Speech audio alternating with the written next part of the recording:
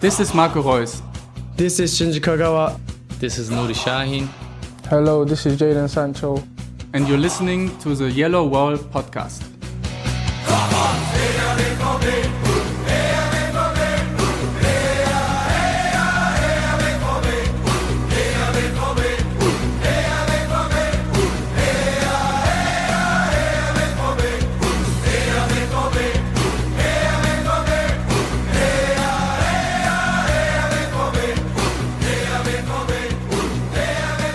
Hello and welcome to episode 317 of the Yellowwallpod. I'm your host Stefan Butzko, and today we will talk about Borussia Dortmund's magical Champions League night against PSG, winning the round of 16 home leg against them 2-1, and we will preview Saturday's Bundesliga away match against Werder Bremen. For all that and more, join me, Lars Pollmann. Hello Lars, how are you doing?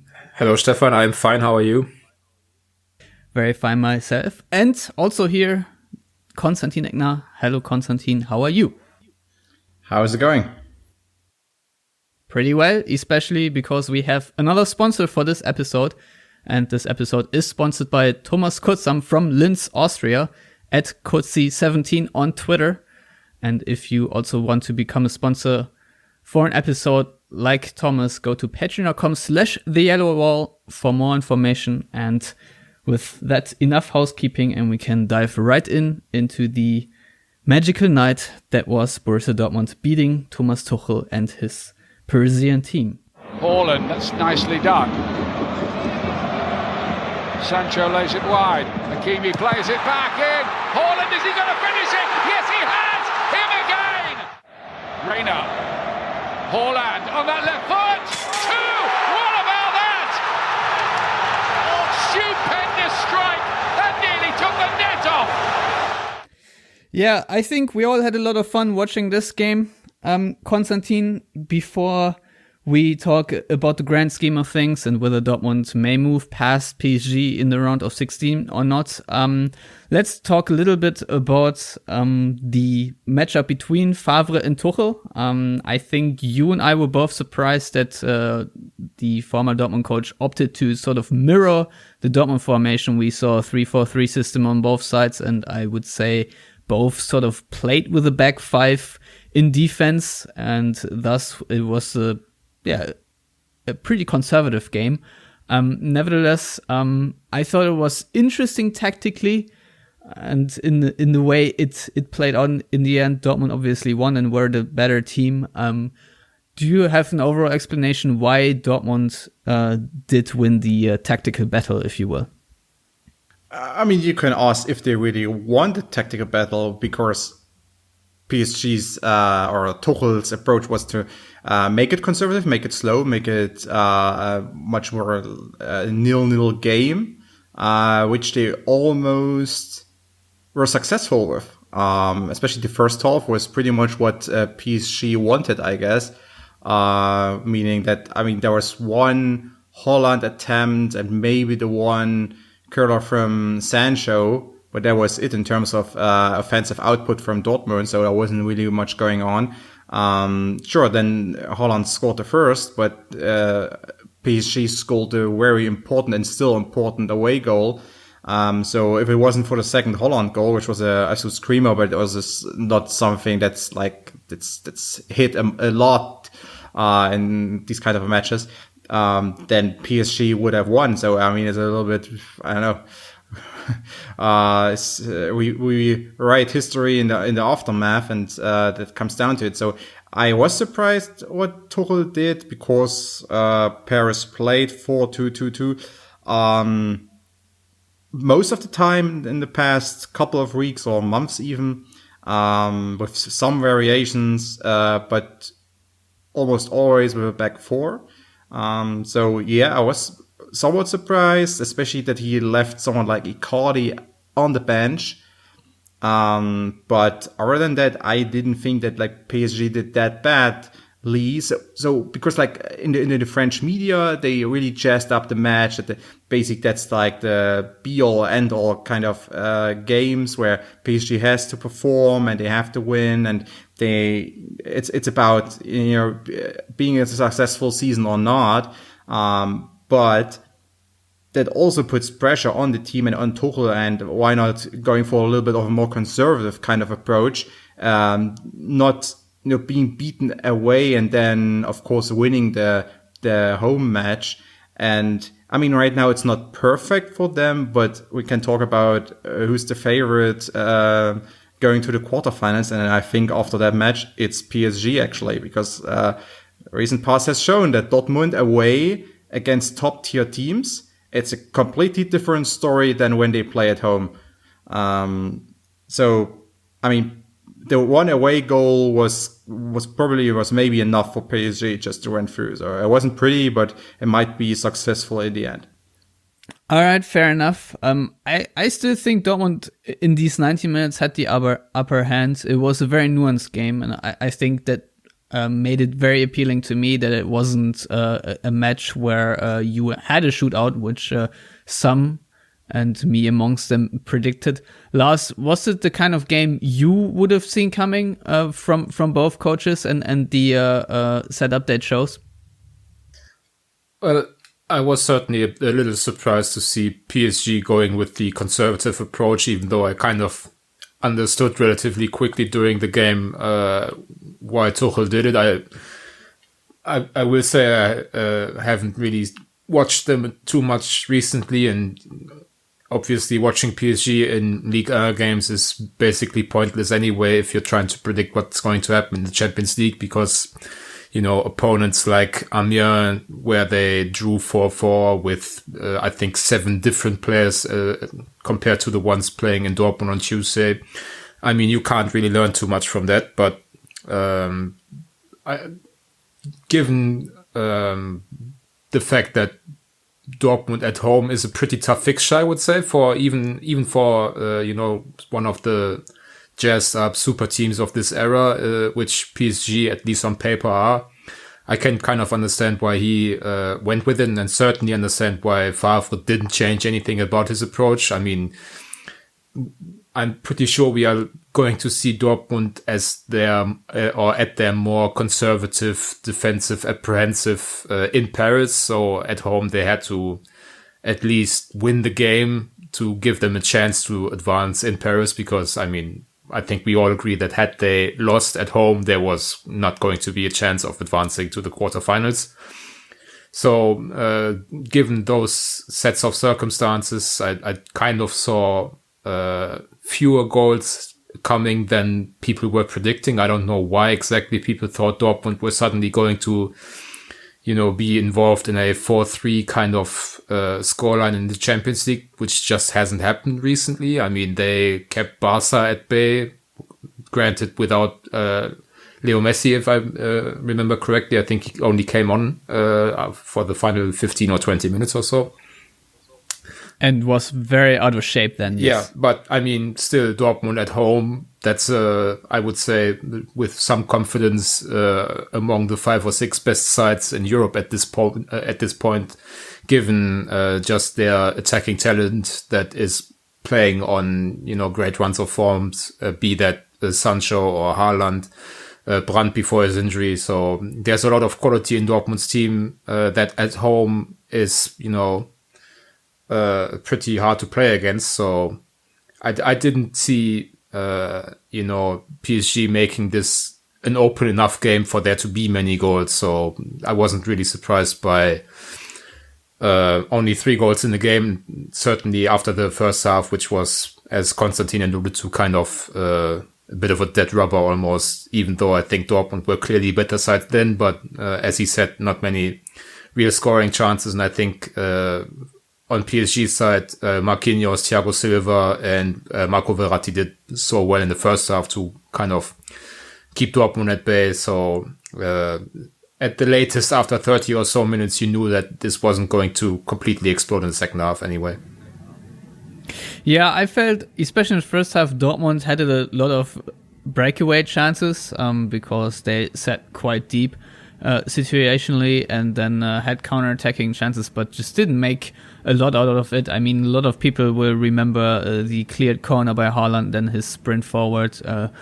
That being said, Torgan Hazard was equally fast, but obviously that yielded in a shot by Jadon Sancho, which in the end wasn't on target. I think Dortmund could have maybe made more out of it, and there were a couple more chances where then Paris had to rely on their last-ditch defending, which worked out quite well. Marquinhos, you've already mentioned, Kimpembe had a couple of good moments where he stopped Sancho in his tracks before he could have played the killer pass. So there were a couple of moments where Dortmund, I think, in a little bit better shape and with better form, could have probably punished PSG a bit harder than they did. But overall, I thought it was a very, like a heavyweight boxing fight between two sides that both brought a lot of panache. That being said, Konstantin, there was a lot of talk in the PSG camp. Obviously, after Neymar, he was complaining about being protected from a rib injury while he thought he was fine. And I think you saw with him and also Mbappe, to be honest, that these two players in particular didn't really do too much off the ball.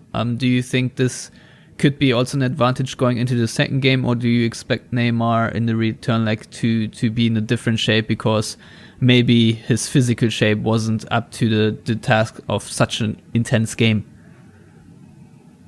Not really. I guess, especially with 4 players up front, because I think Toro will go back to the usual system with Icardi also in between Neymar and Di Maria, and with Mbappe a bit more on the left side and maybe Neymar a little bit behind in the pocket. So there's much more interaction between these 4, and also in terms of pressing they can do more with 4 up front.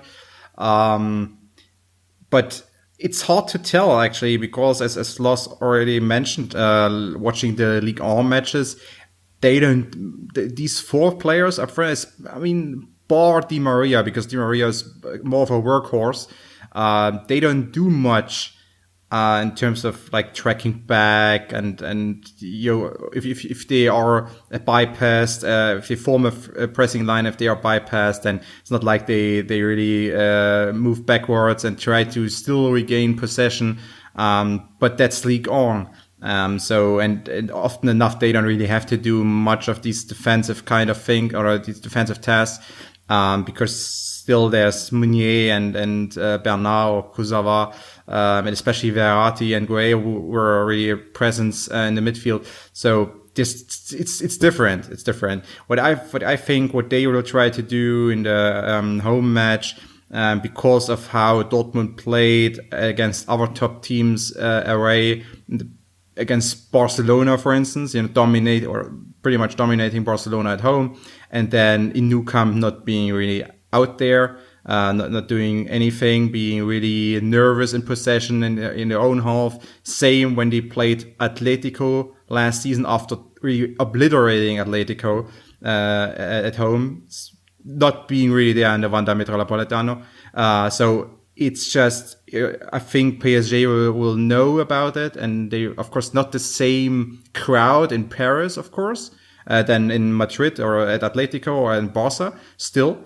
And they will try to use the 4 players up front to really pressure Hummels and Zagadou and Piszczek and Berkey, who's even nervous at home. So you got that. And so what you can do is play a high press. Then in these matches, Neymar and Mbappe, they don't really have to make these long 50-yard runs. I mean, if you play high press and if you can regain possession or can make Dortmund turning over the ball, you don't have to make these 50-yard runs. You just have to dash at them and 10, 15 yards, and it's a bit more intense, but not much tracking back. Maybe that's the kind of approach Paris will take.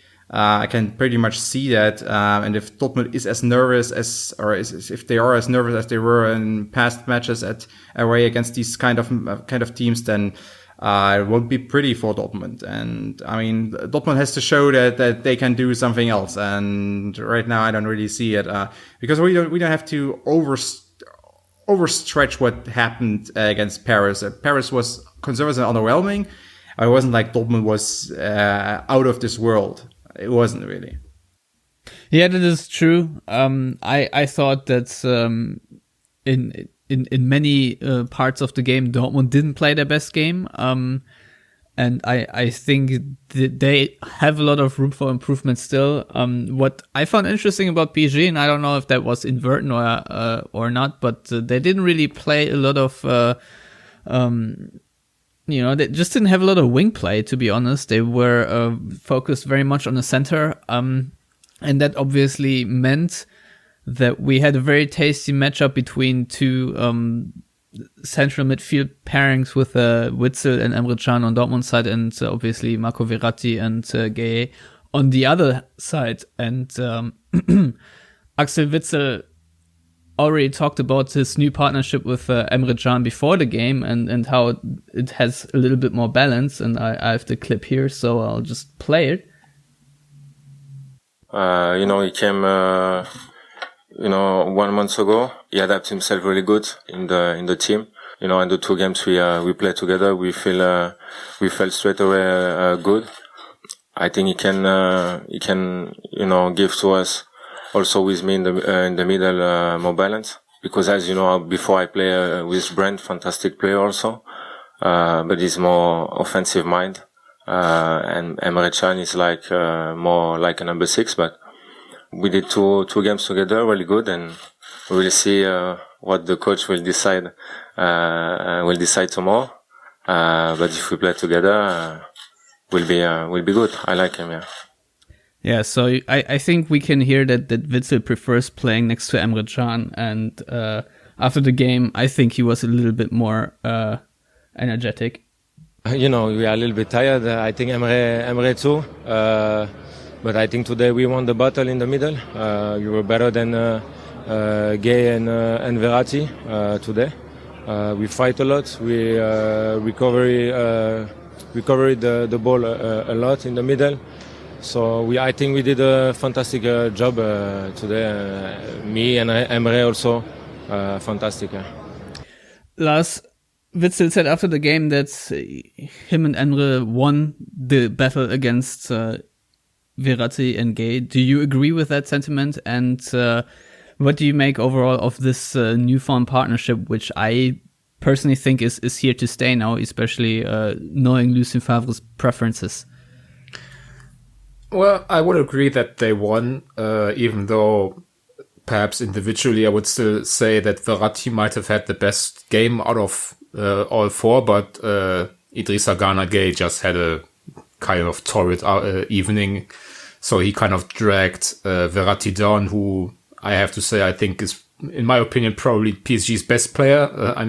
Obviously they're saying a lot with Neymar and Mbappe and a few of the other guys, but I just love the way he plays, and am quite happy from a Dortmund perspective that he's still kind of an idiot when it comes to talking to the referee, because he got himself suspended for the return leg, which might be what pushes this into Dortmund's favor, at least a little bit, in my opinion.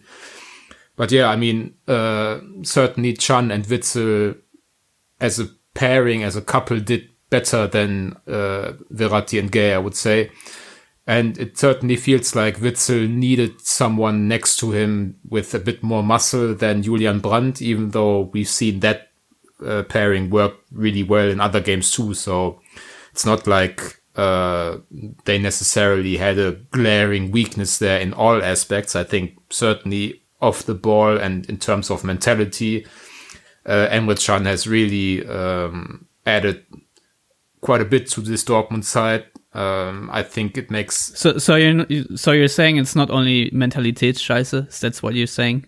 No, and I think this is something that both the players need to at some point probably acknowledge, and certainly we, because we often don't like to talk about the M word, but I mean, with Erling Haaland and Emre Can coming into the team and having the kind of impact they've had, not only because they're playing well, but also because they really, really want to and show the hunger and desire to do well in all aspects of the game. I think we need to kind of acknowledge that mentality is kind of a big thing after all in football. And the funny thing is that we as aficionados or whatever, we always dismiss mentality as a key aspect to the game. But if you talk to actual people in the game, coaches and sporting directors and whatnot, they all agree that given the fact that all of these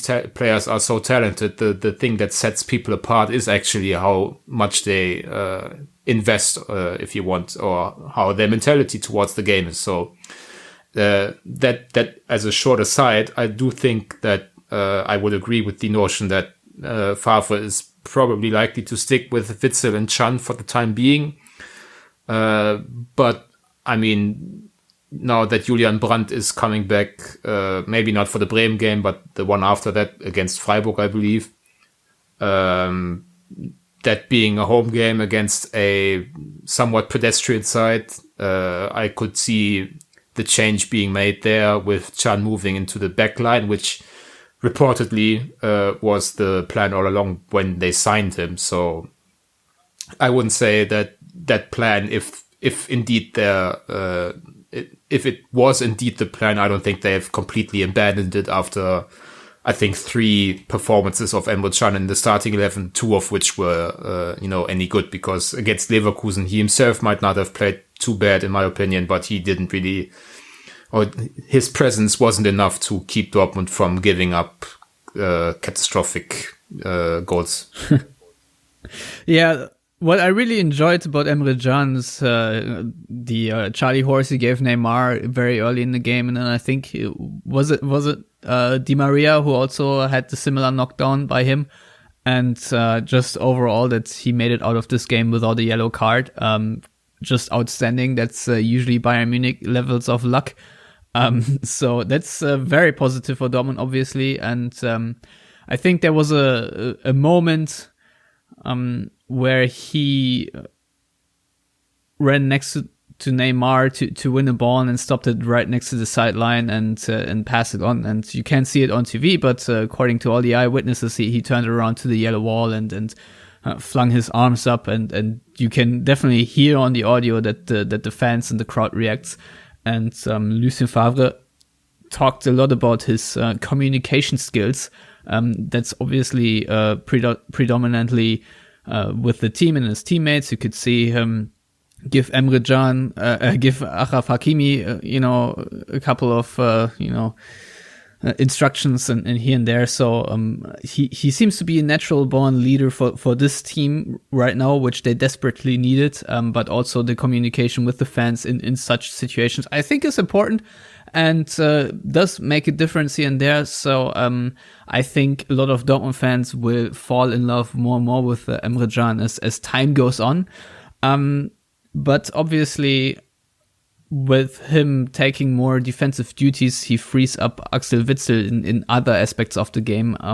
Konstantin, how do you see Witsel developing next to Can if this partnership continues to play out? Because we all know that Witsel, is also quite a metronome in midfield if you allow him to be. I don't know if there's much of a development. I guess, it's more like Witsel does his thing and Can more or less adapts to what Witsel does a lot. Because I could easily see it in a match against Paris when Witsel decided to switch sides. We just told Can that he wants to switch sides, and then Can followed. So it's not like Can is here that is the team leader right now. It's more like Witsel is, of course, the basically the organizer in midfield. So I guess that's how it works. Because Can is also in somewhat of a more attacking role sometimes. So there is not much that changes for Witsel compared to Brandt. Of course, Brandt is a different kind of player, much more of a playmaker than Can. But that's the same. It's just Witsel usually staying a little bit behind the other center midfielder. Not always. Sometimes he makes his own runs. Sometimes he wants to be the own. He is the own kind of dribbler. That's a little bit stiff in the hips, but still. So that's how it goes, I guess. So I think that's also why the transition from Punt after his injury to John was so smooth, because just John adopted to the role and is a bit more aggressive moving forward than Witsel, and Witsel can still be that somewhat deeper midfielder. So I guess that works out quite well. And if Punt comes back and John moves into the back three, they will do what the two of them, Witsel and Punt, they will basically do the same they did before, because it worked out so well. And it's kind of shame that right now Punt is injured, but hopefully he will be back soon and will be at least 95% or so. Because that's what Dortmund needs, especially when you look at the attacking line. It's just not. I mean, it's just the starting 11 is great, but lacks a little bit of depth. There's Gio Reyna, that's it. So Brandt, of course, would also help to fill some holes. If someone has to go out, he can move into the number 10 position and behind Holland and Sancho, for instance, if Hazard needs to rest because he runs 5,000 miles per match. Yeah, that is true. I mean, I think with Julian Brandt in this team, Dortmund's counterattacks in the first half might have looked a little bit better, but that's obviously speculation. Now, before we move on or talk about anything else, we need to obviously take time out of this podcast to acknowledge Lukas Piszczek, who now made his 350th appearance for Dortmund and his 50th appearance in the Champions League, and wearing the captain's armband on this night. Lars, how did you see his night in the wake of Akanji? I don't understand the reference to Akanji necessarily, but I think Piszczek did really well. I think it helps him that he's not required to play 90 minutes every week at this stage of his career, even though in the recent games he had played most of the time. Obviously, he still has the physical limitations that come with the territory of being 35 years old, I think. But, I mean, also coming with the territory is a wealth of experience in the biggest games. As you mentioned, nobody in Dortmund history has played more Champions League games than Lukas Piszczek. And we have to remember that he had a couple of lengthy absences with his hip injury, so he might actually have even more games. I mean, Erik Dorm's Champions League career is basically predicated on Lukas Piszczek missing games. So, yeah, he had a really good night, and I think he certainly, as a fan favorite, deserves all the accolades, especially wearing the captain's armband for such a relatively big occasion, even though it's, I mean, the round of 16 in the Champions League, that's even for a club like Dortmund, that's not something, you know, you remember for 20 years or so. No, that's true, but still, I thought this Champions League night had some magic to it, especially because of the opponent Dortmund faced.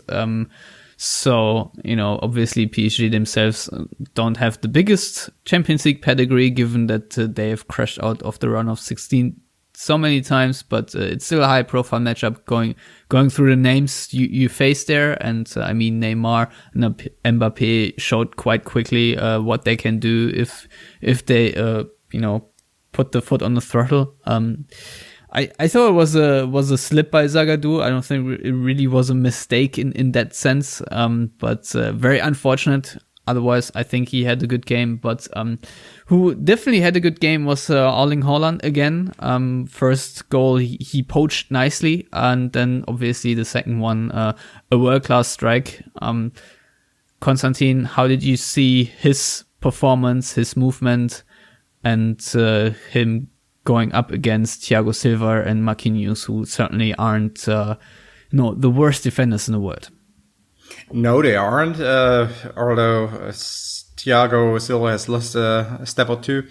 I thought great matchup actually for Holland, especially against Thiago Silva, because he's more because Holland's more explosive than Thiago Silva. I think there was also a decision from Tuchel to let play Marquinhos on the right side. because usually Holland moves to the left a bit and to have the ball on his left foot for shots and goal attempts. So, I mean, I understood the thinking of Tuchel, what he tried to do against Holland, because it's the biggest threat, and because he's a bigger, or compared to especially Hazard on the left, Hazard's not that kind of threat. So sometimes you can maybe dismiss him a little bit and focus more on Holland. So I think in the first half, meaning PSG, did quite well in neutralizing Holland. For the most part, he's still there, still in the box, and still, almost getting his foot in or something. In the second half, when PSG's back three was a bit tired and maybe not as compact as they were in the first 45 minutes, I think that's when Holland really began to shine. He was fed a couple of great passes, and he dropped back in the right moments, got some separation from his markers. That's what also makes him strong, and it makes him much more influential. It's not just a poacher, but much more than that. More of a layoff, so someone who plays layoff passes, someone who gets the separation, then who's present between midfielders and back three or back four.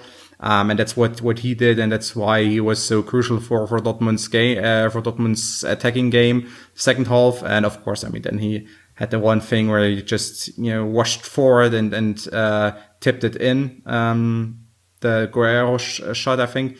And what do you say about the second one? I guess it's just, it's a little bit of luck is in there, of course, but it's just when the ball is on his left, it's kind of like when back in the day when Samuel Eto'o had the ball on his right or something, or crazy things can happen.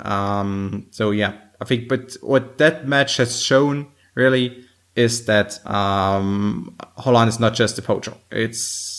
And especially not someone who's that much of an aerial threat. He can be one, but he's not much that. He's much more influential and much more helpful and valuable with the ball on the ground. That's what people have to understand. Not because he's 6'4" or something. That's why he needs to get these cross passes thrown at us or played at us towards his head. It's just not his kind of game, because in the air he doesn't really have much of a chance against Thiago Silva or Marquinhos. On the ground, he has a lot of chances against Thiago Silva, for instance.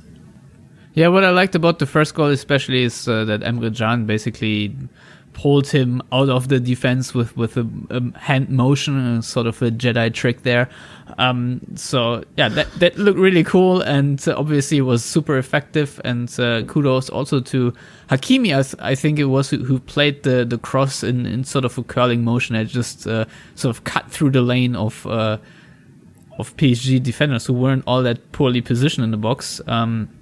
To find Guerrero. So also a bit of luck involved that Haaland in that situation was on side and level, and obviously then has the quality and the ice in his veins to finish that one over Navas. And the celebration was kind of cool too. So overall we've already seen the celebration at Salzburg, by the way. I personally haven't, but that's it. But if you look up pictures from Holland during this one, I did the same thing. I was surprised that he adopted his Salzburg. I know what it was. His sitting down Jedi motion. The Dortmund Twitter account already had sort of a graphic, which wasn't Photoshop, but I think like a graphic and illustration of that pose. So I assume they were prepared. That's his signature Champions League celebration. He did it after the hat trick against Genk, I think. Yeah, so that's what I've heard. He doesn't do it in league games. I don't think he did it in the Austrian league. I mean, he's not really a signature celebration kind of guy in the league, which is good because he scores so much. But in the Champions League, he seems to have adopted the I don't know, yoga pose or whatever it is. But I mean, he didn't even get it done for the second goal because everybody was jumping on him. That was a proper pylon. Spider-Man mask, so to say. All right.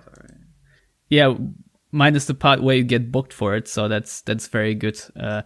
Anyway, because, and not only because half of our audience is from the United States, Lars, I bestow upon you the honor of being allowed to talk about Gio Reyna's performance, which obviously not only set up the winner, but also elicited a yellow card for Meunier. So please go ahead.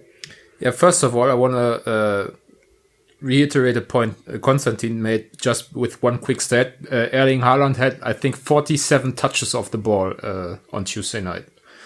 I think that's like 2.5 games of Pierre-Emerick Aubameyang at Dortmund, and at a time when Aubameyang still scored 2 goals as well. So, I mean, that just illustrates how he's more than a goal scorer, but, you know, touches aren't all.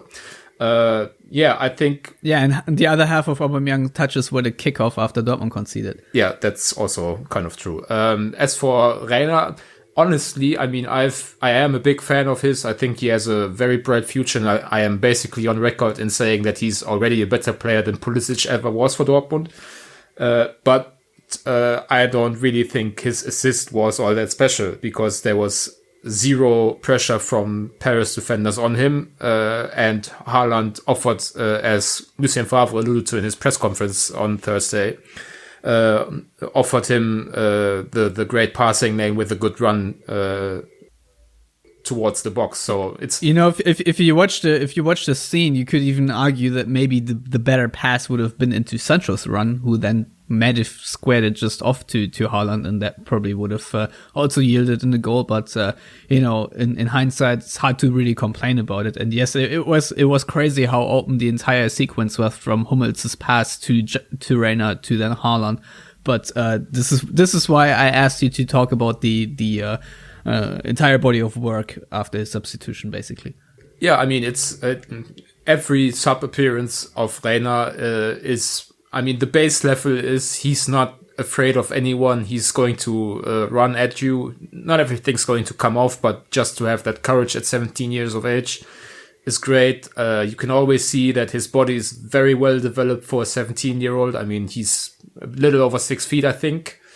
Sturdily built, so he can withstand some contact. I mean, if we forget about the Bremen incident, where if he didn't fall so dramatically, he might have won Dortmund a penalty. But I mean, that's bygones basically at this stage. I mean, as I said, every sub-performance of him, he's offering at least something going forward, and certainly has earned being basically the attacking super sub at the moment. I think he's been brought on in all 7 matches of 2020, playing between, I think, 15 and 45 minutes.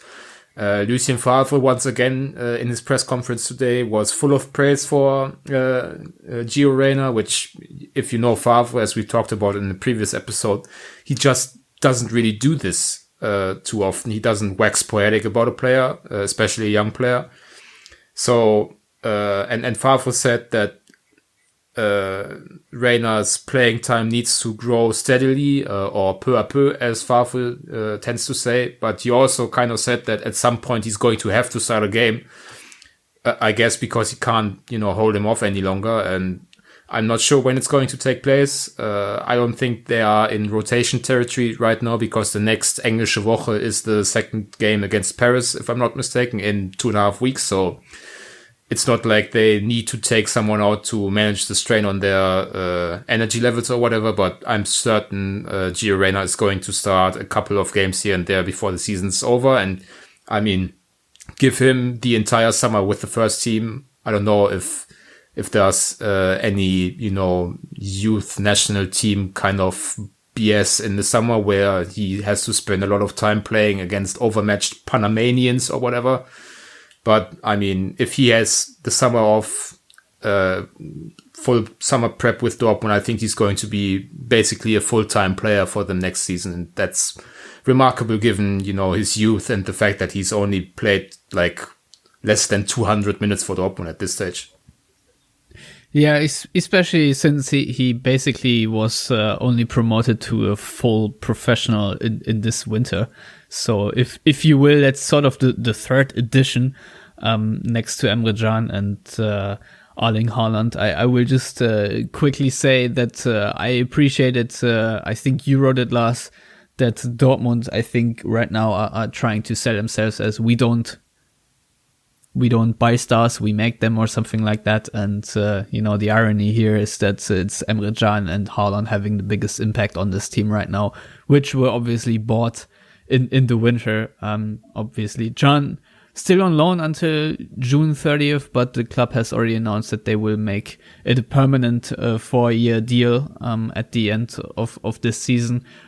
Comes to little surprise, obviously, because it was an obligation to buy clause in there, which probably would have triggered, I don't know, Champions League qualification or something very random and easy to accomplish for Dortmund. So not a surprise, but Dortmund made it public 2 hours before kickoff. So here we are. Quickly before we move on to the Bundesliga, Konstantin, do you think Dortmund will move on against PSG in the second leg? Yes or no? No. Lars? Nope. Okay. I guess with that we can move on to Bremen then, who are right now in 17th place on the relegation spot with 17 points next to them, have only 4 wins, 5 draws and 13 losses. And at home at the Weserstadion in the Bundesliga, they've only won 5 out of their 17 points. And they only, with that, logically only have 1 win at home. So that came against Augsburg, and the other draws came against Hertha and Freiburg. In the cup, obviously, they have the other home win against Dortmund, which was not too long ago. So we kind of know who we are facing with Rashica and Davy Selke in attack and all that kind of stuff. So let's focus a little bit on Dortmund. Lars, I think we have seen the potential ceiling of Dortmund against PSG, a team where that cohesively defends and really hustles and puts in all the effort. Now the question is, can they raise the floor away from home? Do you expect another kalte Dusche for Dortmund fans, a cold shower, where everything we come to love in the last 2 home games will then be sorely missed again? Or do you think this team will actually get it together this time? I mean, that's the big question, right? I mean, given... That's why I asked it. Yeah, given... I know you are a great moderator, Stefan. Given... Jesus, what's going on here? Given it's Bremen, and Bremen are having the worst season since, I think, in the 80s. They were last in the second division. It might have been even in the 70s. I don't know. So given how deeply, terribly shit they are at the moment, I don't see necessarily a way for Dortmund to muck it up. But, the same could be said for the cup situation. Obviously, that's a bit different. No pressure on Bremen, basically, against Dortmund.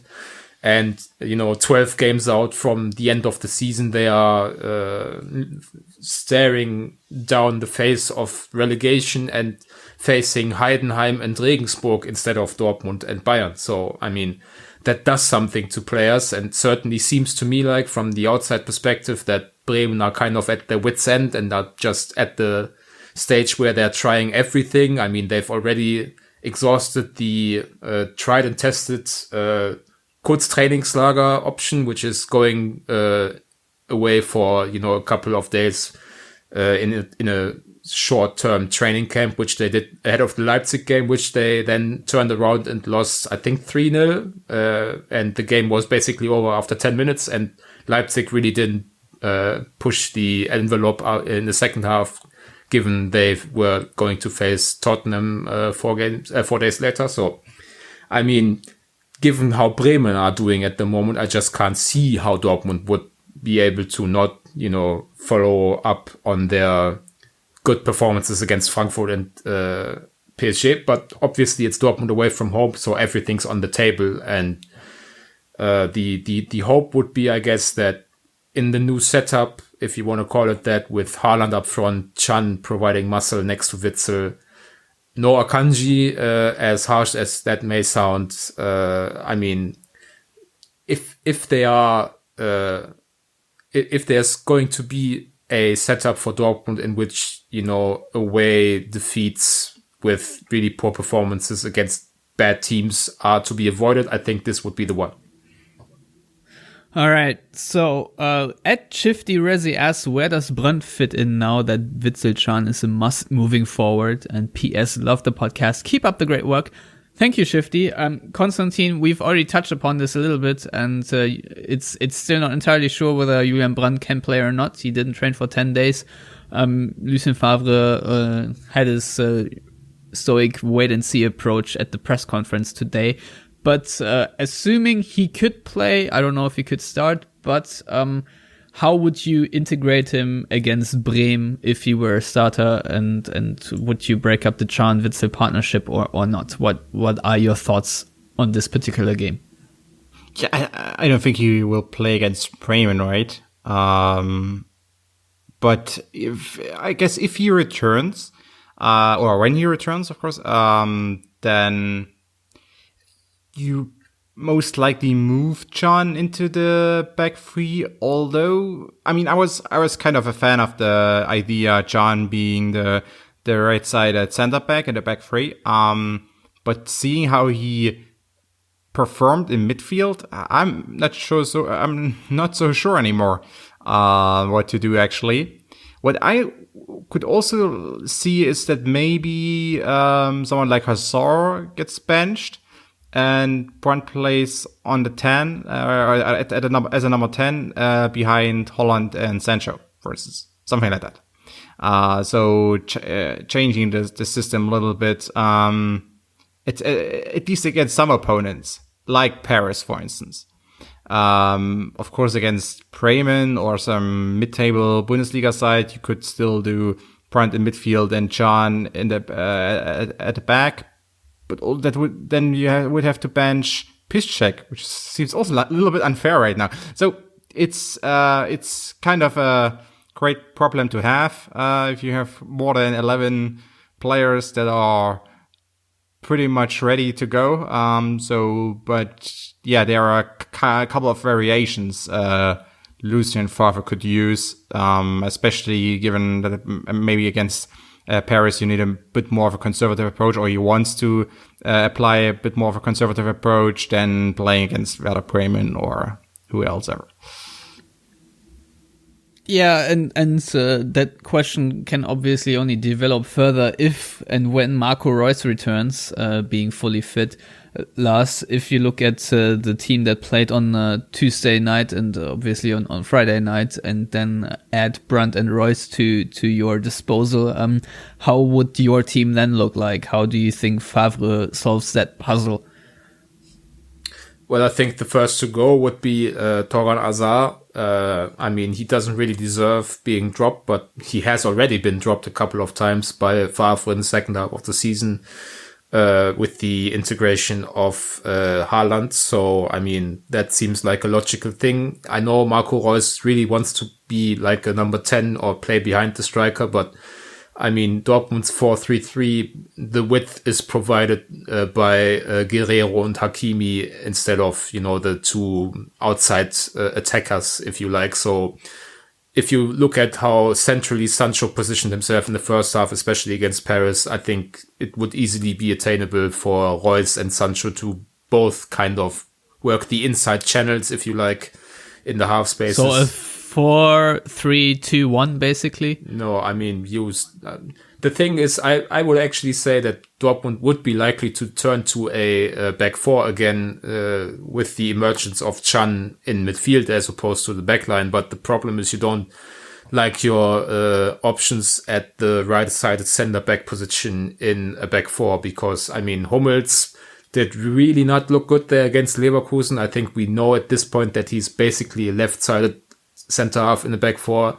You can't put the left-footed Zagadou there. You don't want to drop Zagadou for Akanji, and Piszczek doesn't play center back in a back four over, Zagadou or Akanji or even Hummels. I mean, that's not going to happen anyway. So, given all that, I think it's the likeliest approach, in my opinion, would be to kind of alternate, as Konstantin alluded to, Can's position between the backline and midfield, with Brandt coming in for him, or Sancho or Reus. I mean, they are going to have enough games, provided they don't drop out of the Champions League, which I think we all said was likely. But I mean, that's, as Konstantin said, a nice problem to have, and something that I'm sure other injuries and maybe even suspensions here and there will kind of take care. I mean, it seems like we are always talking about the wealth of options for Dortmund and how it's going to be tough giving everyone time, and then you turn around and a 17-year-old is the attacking super sub. Yeah. Exactly. You sort of hit it on the nail on the head there. So Konstantin, how do Dortmund play in Bremen to not, as Lars put it, muck it up again? Any changes tactically from the cup match that you would appreciate, or do you think it just, as we discussed earlier, is more about the quote-unquote mentality of Dortmund doing more instead of less? I mean, I still remain hesitant about the pinning it on mentality, because especially because you can't really change the mentality of some players. I think the first, or the recent match against Bremen was just emphasized how, especially against these sides, how you shouldn't commit these mistakes in the build-up or in their own half. Because then even against Bremen, you can make a side that's really struggling look good when you commit a couple of mistakes. Because counter-attacking is something most sides can do in the Bundesliga, or all of them can do. All of them have some fast strikers and wingers, and it's not like Bittencourt or Augustinsson or these kind of players are like unique. You can find them everywhere, basically. So that's what it comes down to. And when I watched the match against PSG, surely there was less pressure on the build-up, but there was also the right mix between playing it slow, playing it aggressive, taking some risks, also just knocking the ball away if it's necessary. And not fooling around at the back. And I think that's the most, or that's the takeaway, the main takeaway from the Bremen defeat, the reason one. Just, at times play it safe, doesn't have to look pretty all the time. And other than that, just figure out after a couple of minutes, after you realize what the pressing approach is by the opposing team, figure out how to beat the press. And that's usually doable against sides like Bremen. What I don't like about Dortmund at times is that they don't really adapt to what the opponent do in terms of pressing and defending. There's sometimes when you watch Hummels and Piszczek and so on playing around at the back, it looks not really thought through. It looks like they just come up with something on the fly, which can bring you into trouble. Looking at our teams, same thing. Looking at RB Leipzig, for instance, playing Gladbach, same thing. They didn't adapt their build-up approach, and then they committed mistakes and were trailing by 2 goals. So just for another example. So it's not like a Dortmund or exclusively or it's exclusive to Dortmund. It's just something you can see a lot around the league. So they have to learn. It also comes down to Favre having influence on the team, because there are other coaches in the league. What they do is they analyze the opponent and their press and the defensive style for the first 10 minutes or so, and then they give some orders to the players how to beat the press and do other things. And that's also Favre has to do something like that, because sometimes he is a bit too stoic for the first 20 or 25 minutes, which is not helpful, because you can already make a couple of mistakes in the first 30 minutes or so, and then it's pretty much done. Yeah, it's true. The feature of football is that you can make a mistake literally any minute. Lars, do you think Mr. Hakimi will once again lose the ball around his own box, or do you think I don't know if you want to call it a lapse in concentration or just overconfidence or whatever, will change a little bit, and will Dortmund again award Yuya Osako the size of Australia to play a pass to Rachica, or how do you think this game will play out opposed to the previous one a couple of weeks ago?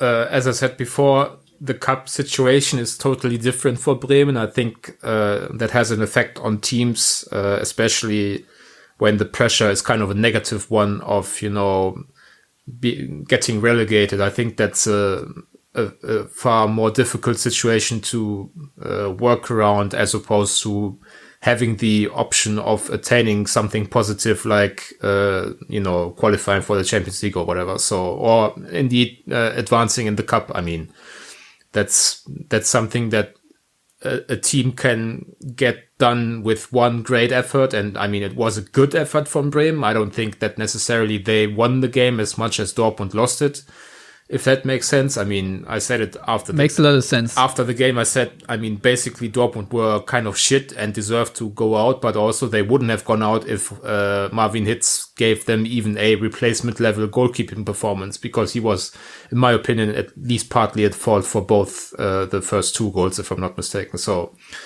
I mean, given all that, I think this is going to be a different game for Bremen, just given their situation and, how really incredibly poor they've been in the Bundesliga. I think they've lost 5 home games in a row, which is a negative club record.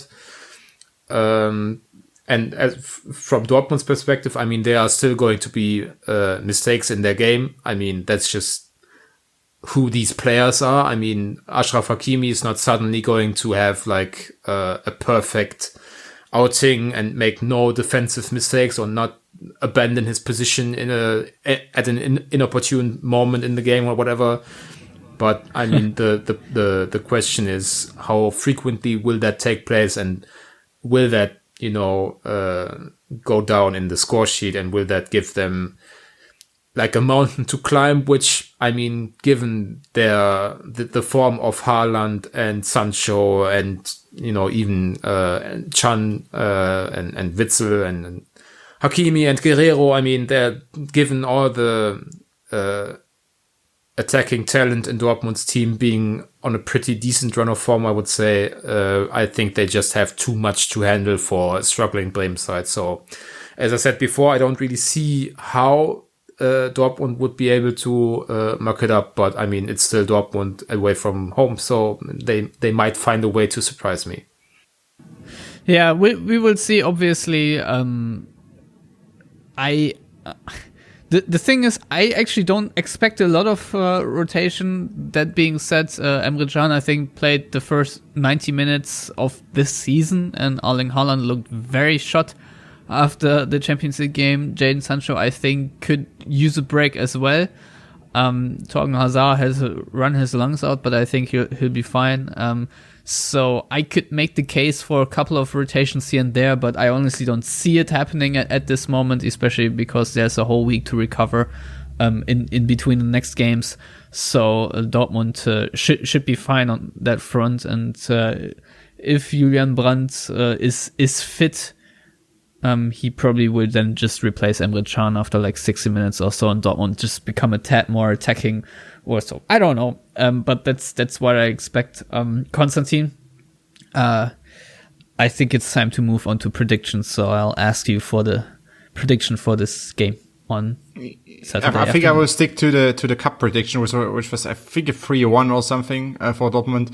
I'll just stick to it and hope for a better result this time. then yeah. Fingers crossed, Lars. Yeah, Sure. The same 3-1 for Dortmund. All right, I'm also going to say 3-1 because if we all say it's absolutely going to happen. So anyway, before we move on, we have a listener question from Jordan at Hunt_1909, who is coincidentally also the sponsor from last week's episode. And I guess that's the theme now, because he's asking us, what's your opinion on Dortmund's new sponsor for next season? Lars, since you apparently are the expert on 1&1, I'll hand you this one. Yeah, I mean, the meme potential is through the roof, because basically whenever Dortmund play a 1-1 draw, someone's going to make the same silly joke about the result being on their jersey, if indeed it's going to be 1&1, which is 1-1, so might also signify where Dortmund end up in the league table for the next few years. Yeah, I mean, I don't really have any personal experiences with that company. I mean, they do a lot of stuff. You can buy smartphone contracts off them. They are web hosters. So if you, I mean, from a German perspective, it's good that they aren't called Wix, which is an American web hosting company. Yeah, I mean, basically, whenever these sponsorship deals come up, I mean, it's money. They need money to develop as a club. Basically, I don't really care, as long as it's not, Gazprom or some oil company or, an airline from a country with problematic humanitarian situations or whatever. Bayern. I mean, Dortmund had Turkish Airlines. Yeah, before, but they had, as in past tense. So, yeah, I mean, the only funny thing would be if Dortmund's shirts were going to have a blue and white sponsor, which are the colors of 1&1, but they've already said it's going to be black and white on their jerseys. And actually, I think it's still kind of uncertain which of their actual products, or whatever you want to call it, is going to end up on the jersey, because I mean, they are only sponsoring Dortmund in the league games, and I think the brand 1&1 is pretty well known in Germany already, so it would make sense from that perspective to put one of their newer enterprises on the jersey to raise awareness for that, which is basically the thing that Evonik, Dortmund's current and future international sponsor, has done, because Evonik was a new company, or basically the new name for the company, and nobody knew what Evonik was, so they really used sponsoring Dortmund at a crucial time in the development of both the company and the club as a means to raise awareness for that brand, and that worked really well. Still not entirely sure what Evonik do, but yeah. Chemicals. Yes, they're a chemical company, but it's about it, what I can tell you about them. I guess they make glue, among other things. So, yeah, unless you, Konstantin, have anything to add to 1&1 and that sponsorship deal, I think we can wrap it up. Not really. I guess just, yeah, it's interesting. All right, then please tell our listeners where to find you on the internet. They can find me on Twitter, of course. CC_ACKNER is my Twitter handle. Check it out. Thank you very much, Konstantin. Lars, what's your Twitter handle? My handle on Twitter is that we should all stay off it a bit more, but my Twitter handle is @LarsPaulmann. What? I don't know. You must have a very nuanced thing on my handle. How I handle my pronunciation. Anyway, before it gets even worse, you can find me at Steffen Butzko on Twitter, and all of us at Yellowwallpod on Twitter and Facebook. If you want to subscribe to the show, please do that via YouTube, iTunes, SoundCloud, Stitcher, Spotify, etc., wherever you can find your podcasts, as they say. And if you want to find the written content, go to theyellowwall.net. And if you want to access the paywall content, go to patreon.com/theyellowwall. For $1 a month, you can access all the written stuff and obviously support us by doing that and sharing the show with fellow BVB fans among your fan clubs or whatever. That would obviously help us out a ton. And as always, thank you for listening and goodbye.